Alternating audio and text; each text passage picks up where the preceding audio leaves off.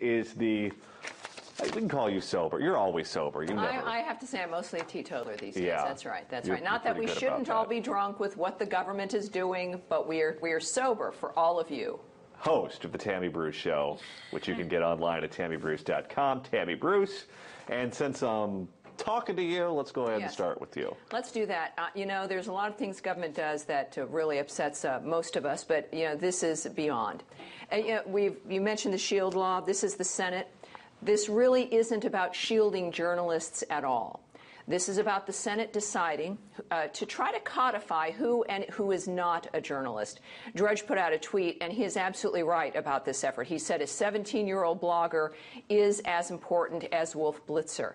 Now, the political class has enjoyed for virtually their entire existence in this country the cooperation of the legacy media.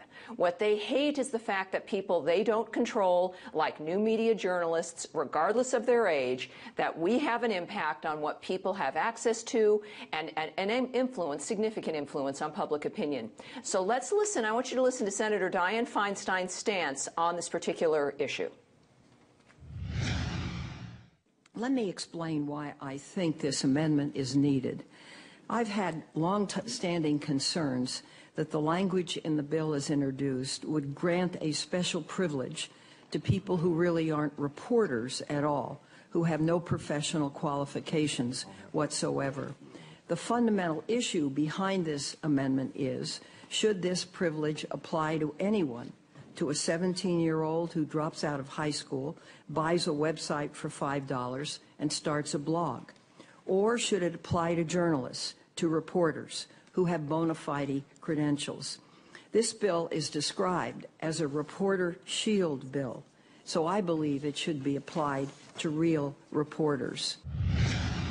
You know, the last time I checked, that SHIELD bill was the First Amendment, right? Now, the founders did not say that people who the Senate determines are real journalists have freedom of expression.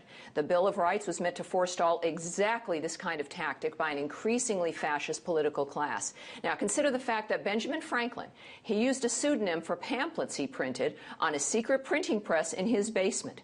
What Feinstein wants means that Franklin would not be protected. The same for any of our founders who were published using pen names, for things like the Federalist Papers. This is an outrageous and direct attempt to silence the next generation specifically, you, from being able to speak your minds. Feinstein mentioned 17-year-olds for a reason, because it's the young people they're especially afraid of. If we allow the government, Johnny, under the cloak of protection, to declare who and who is not a journalist, we might as well throw the Bill of Rights away right now. I mean, there is no reason for the Senate to decide who is going to be protected. The First Amendment does that for all of us who decide that we are going to bring the news to people. And I don't know what kind of qualifications she's talking about. You know, we didn't go to journalist school. We have degrees in something else entirely. What's your take on this outrageousness? Well, just take a walk down memory lane and you can see why Dianne Feinstein is hostile to citizen journalists and think tank journalists. It wasn't Michael Isikoff in Newsweek magazine that broke the Monica Lewinsky story. That's right. It was Matt Drudge. That's right.